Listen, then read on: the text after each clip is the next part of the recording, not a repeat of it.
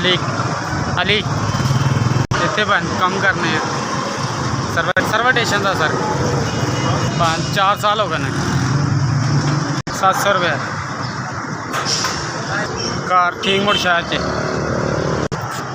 5-6 भैन ने मेरिया माशाल्लाह मेरे तो वड्डियां ने कला कमान वाला माँ प्यो घर ही ने बजुर्ग ही ने तो घर का खर्चा मैं कला ही चलाने वाला है जी। साडा भान बड़ी महंगाई हुई पी है जरा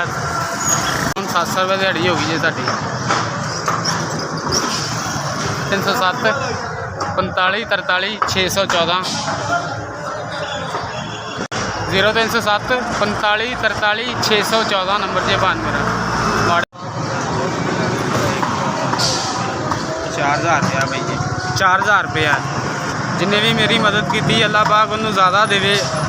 अल्लाह पाक उनकी तंदुरुस्ती करे अल्लाह पाक उनके माँ प्यो को हज कराए अल्लाह पाक उन्होंने सेहत तंदुरुस्ती देवे